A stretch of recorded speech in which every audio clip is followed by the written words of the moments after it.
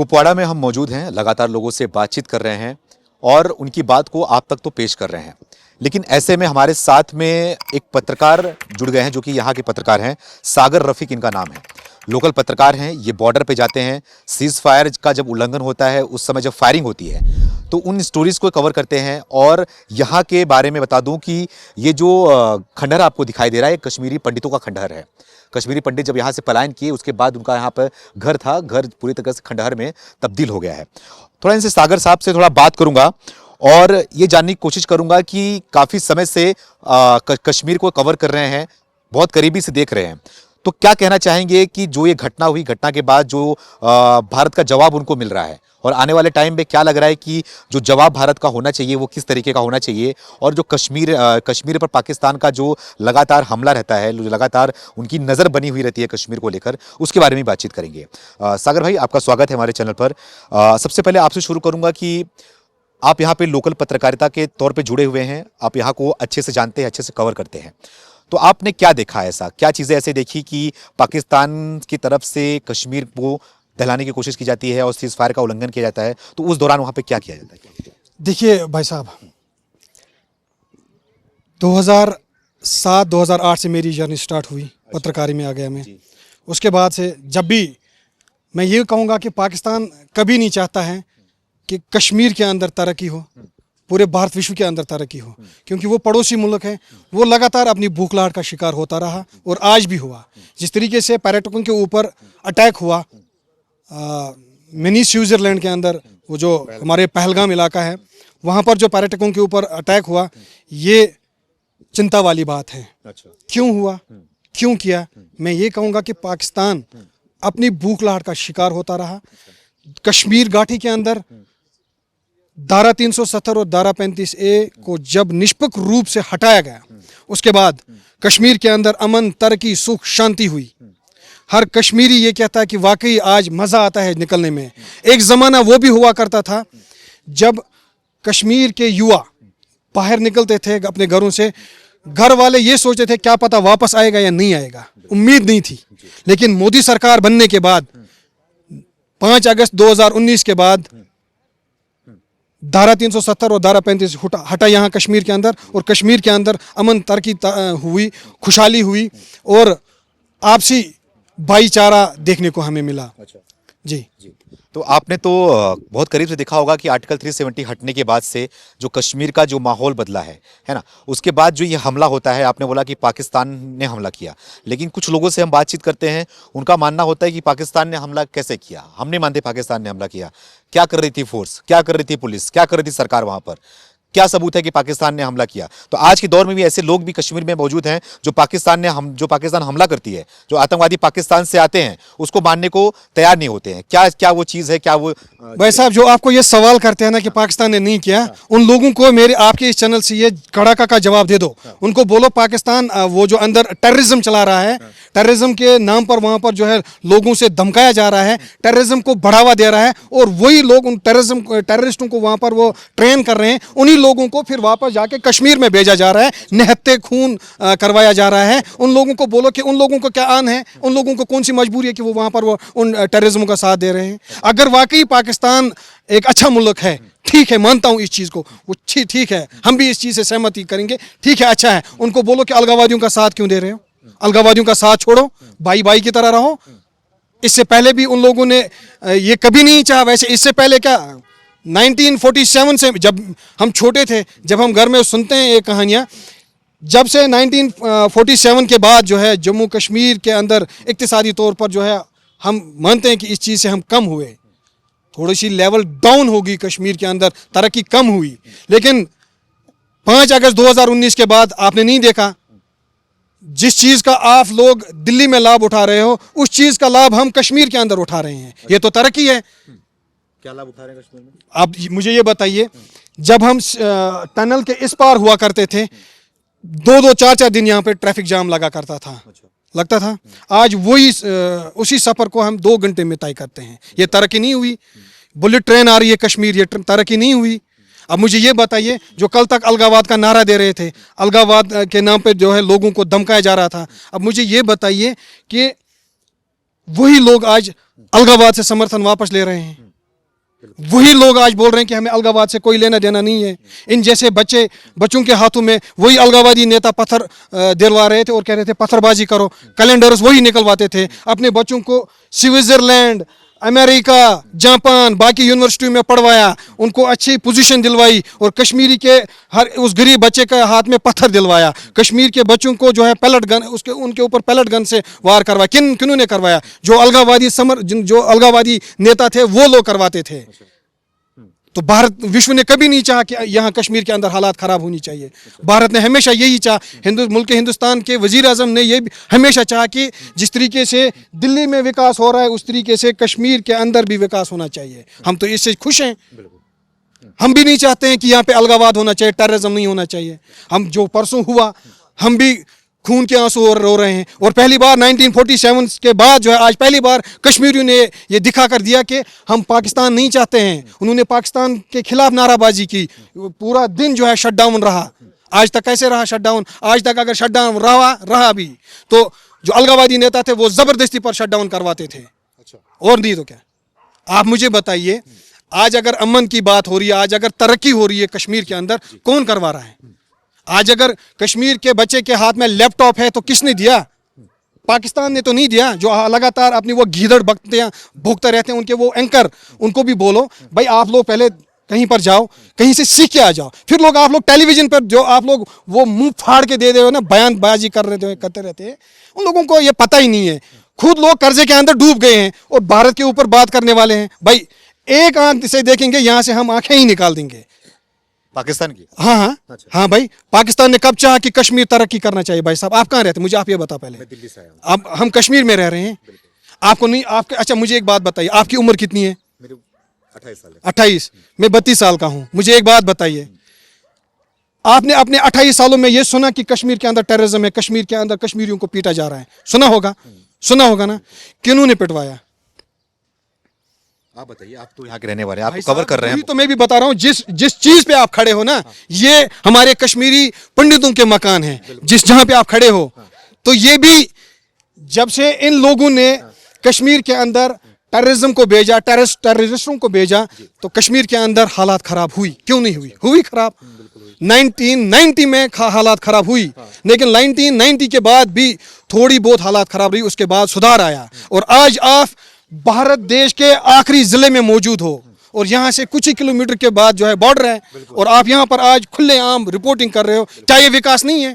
पहले क्या माहौल था यहाँ पर, जहाँ पे हम खड़े हैं भी बात कर रहे हैं? देखिए, यहाँ पर जब जैसे मैंने सुना है, ये पंडित समुदाय के लोग और हमारे कश्मीरी समुदाय के लोग आपस में मिला करते थे। जब कश्मीरी के आंगन में शहनाइयाँ बजती थी, शादी होती थी, पंडित लोग उनके पास जाते थे और कश्मीरी लोग पंडित लोगों के पास आया करते थे। ऐसा भाईचारा था। तो पाकिस्तान ने कभी नहीं चाहा यहाँ भाईचारा होना चाहिए। पाकिस्तान लगातार अपनी भूख लाड़ का शिकार हुआ और कल भी हुआ, होता रहा। और देखो बॉर्डर पर उल्लंघन कर रहा है वो तो हमेशा यही। आपसे बॉर्डर एक बात सुनिए, अभी पाकिस्तान ये गोलियां चला रहा है, पाकिस्तान बॉर्डर पर ये सीज फायर वायलेशन कर रहा है, उसको पता नहीं है भारत किस चीज़ का नाम है। बता देना आपने इस और ये मेरी बात याद रखना, ये पॉइंट कट नहीं करना। एज ए जर्नलिस्ट ये बात कट नहीं करना।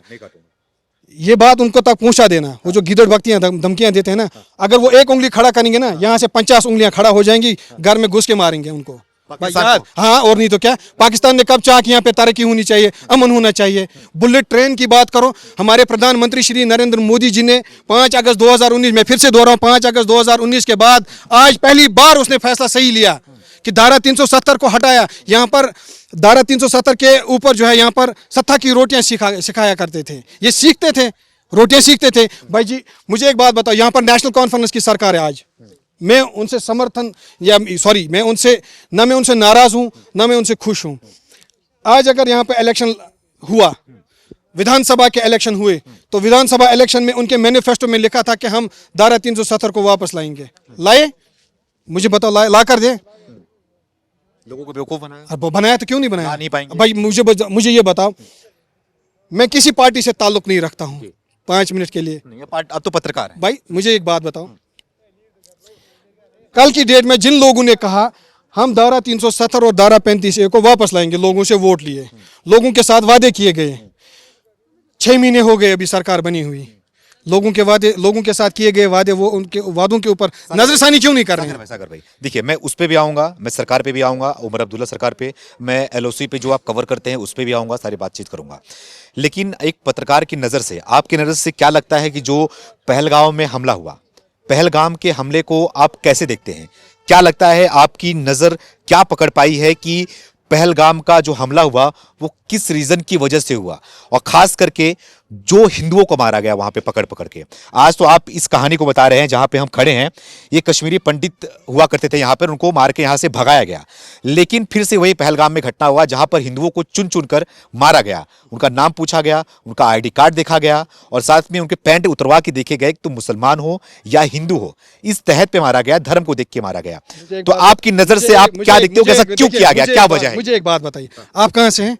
मैं दिल्ली से आ रहा हूं। आपने जब सुना कि 26 पर्यटकों के ऊपर अटैक हुआ, उनको बेदर्दी से मारा गया, हम कंडम करते हैं, शदीद अल्फाजों में हम मजम्मत करते हैं। वो लोग मुसलमान नहीं हो सकते हैं जिन लोगों ने हमारे मेहमानों के ऊपर ये वार किया। नंबर एक, मैं आपसे सवाल करता हूं, आपने मुझे सवाल किया, मैं आपसे सवाल करता हूं। आपने ये कहा कि वहां पर जो हमारे टूरिस्ट भाई लोग हैं उन लोगों को मारा गया, वहां पर एक कश्मीरी भी मारा, आपने चलाया। देखिए, अगर आदिल ने भी शहादत दी, अब हम कश्मीरियों को और कितना दिखाना पड़ेगा कि नहीं हम हिंदुस्तानी, हिंदुस्तान हमारा है। मुझे की बात ही नहीं कर रहा, जो आतंकवादी हैं, बात सुनिए, जिस तरीके से चंडीगढ़ में, बाकी स्टेटों में जिस तरीके से कश्मीरी स्टूडेंटों को बेदर्दी से पीटा गया, आप उस चीज के बारे में क्या कह रहे? पहला सवाल मेरा, गलत हुआ। अगर हम कहते हैं कि हिंदू मुस्लिम भाई भाई, तो फिर कश्मीर के स्टूडेंटों को नहीं मारना चाहिए था। लेकिन नहीं सागर भाई, मैं आपसे वही पूछना चाह रहा हूं। मैं वहीं आ रहा हूं। देखिए, सुनिए, आपने पीके मूवी देखी होगी, वहां पर उस पीके मूवी में जो हीरोइन, वो भी रिपोर्टर काम करती है कि नहीं? उसके वो जब तपस्वी के पास जाती है, वो कहती है कि जग्गू के ब्रेन में रॉन्ग नंबर ठोका गया है। ये तो क्लियर बात है ना? वो कहता है कि मुसलमान धोखा नहीं देगा, मुसलमान, ये आपने भी देखा, मैंने भी देखा, और पूरे भारत विश्व ने देखा है। लेकिन वही बात मैं आपसे दोहराऊंगा, जब कश्मीर के अंदर अलगावादी नेता थे, तो जो अलगावाद को बढ़ावा देते थे, वही लोग कश्मीरी के लोगों को, कश्मीरी युवाओं को कहते थे कि आप पत्थर मारो, पत्थरबाजी करो। और कश्मीर के युवाओं के अंदर जो है, वो कहते हैं कि ब्रेन में रॉन्ग नंबर ठोका गया था। लेकिन आज कश्मीर का बच्चा पाकिस्तान के खिलाफ तो नाराबाजी करता है। आज कश्मीर के बच्चे के हाथ में लैपटॉप है, आज कश्मीर के बच्चे के हाथ में कलम है। वो किसकी देन है? माननीय प्रधानमंत्री श्री नरेंद्र मोदी की देन है, जब उन्होंने धारा 317 और धारा 35 से हटाया। अब कुछ लोग होते हैं बद अंसर, जो इस चीज को कहते हैं कि नहीं जी, नहीं होना चाहिए। हम भी आरोप नहीं लगा रहा हूं, मैं सिर्फ आप सागर जिस तरीके से पर्यटकों के ऊपर अटैक हुआ, मैंने खुद खाना नहीं खाया, अल्लाह और रसूल की कसम नहीं खाया मैंने खाना। क्योंकि हमारे जो वहां के लोकल लोग हैं, जो घोड़ा चलाते थे, जो आज भी घोड़ा चलाते हैं, जो लोग दिन में मजदूरी करते थे और शाम को अपने घर माँ बाप को वही उन्हीं पैसों से खाना खिलाते थे, वो नहीं चाहेंगे अलगावाद भाई, वो कभी नहीं चाहेंगे कि अलगावाद होना चाहिए। मेरी बात सुनिए, देखिए, थोड़ा आपसे बात ये समझना चाह रहा हूँ, सिर्फ मैं आरोप नहीं लगा रहा हूँ, मैं समझना इसलिए चाह रहा हूँ कि जो ये घटना की गई, अगर ये ऐसी हरकत की गई है, क्योंकि वहां के जो मरे हैं उनके लोग ही बता रहे हैं ना, मेरी बात तो आपने नहीं कर, जो वहां पे चश्मदीद थे वही बता रहे हैं कि नाम और धर्म देखकर उनको मारा गया वहां पर। तो मारा गया तो क्यों, क्या एंगल था, क्या उनकी सोच थी, क्या आपने समझ पाया कि ऐसा क्यों किया गया है वहां पर? जो आदिल को मारा गया वो भी गलत हुआ, उसकी बात में मैं किया, उसकी स्टोरी मैंने दिखाई है। देखिए, मैं क्लियर कट में एक ही जवाब दे दूंगा। जिन लोगों ने ये हरकत की, वो ना हिंदू हो सकते हैं ना मुसलमान हो सकते, उनका कोई मजहब नहीं है। मैं ये कहूंगा कि उन लोगों को अल्लाह ताला जल्दी वैसली जहन्नम नसीब करे। वैसली जहन्नम समझते हो आप? नरक में भी जगह नहीं मिलेगी उन लोगों को, जिन लोगों ने हमारे जो 26 पर्यटक हैं, जिन लोगों को मारा गया, जिन लोगों को पैंट उतारवाया गया, जिन लोगों से कलमा पढ़ाया गया, उन लोगों को नरक में भी जहन्नम नहीं मिलेगा, ये जगह नहीं मिलेगी, नरक में भी नहीं। क्यों? और उसके साथ साथ आप बताओगे कि अब देखो, अब हम कश्मीर में आए हैं, ये हमें मस्का लगाएगा। मस्का नहीं लगाऊंगा मैं जो बोलूंगा डंके की चोट पे, भाई मरना एक दिन है, क्योंकि हमारे इस्लाम में लिखा होता है कि जीना मरना एक ही दिन। जब हम पैदा होते हैं ना माँ से, उसी दिन अल्लाह तबारक व तआला लिखता है कि ये कब मरेगा, इसकी लाइफ में क्या क्या सिचुएशंस आएंगी। हमें पता, इसके ऊपर यकीन है, हम मुस्लिम हैं, मुझे उसके ऊपर यकीन है। नंबर 2, जिन लोगों ने किया, मैं इस चीज़ की शदीद अल्फाजों में मजम्मत करता हूँ। नंबर 3, आदिल ने भी शहादत दी, और मैं ये समझता हूं कि आदिल ने शहादत जब दी, आदिल ये भी बता रहे हैं, कुछ मीडिया पर्सनस ये भी बता रहे हैं, सोशल मीडिया, हालांकि मुझे खुद भी वहां जाना है, मैं खुद भी वहां पे कवर करूंगा, और ग्राउंड जीरो पर ये कवर करूंगा, करके ही रहूंगा। आदिल ने ये भी बताया जा रहा है कि आदिल ने उन लोगों का गन छीना, उन लोगों को बोला कि आप लोग इनको क्यों मार रहे हो, तभी मारा गया उनको। सुन, फिर उसके बाद मारा गया। यानी कि कहीं ना कहीं कश्मीर का बच्चा आतंकवाद नहीं चाहता है, ना आतंकवाद को समर्थन देना चाहता है, कभी नहीं चाहेगा, क्योंकि हम लोगों ने बहुत जुल्म सहा है।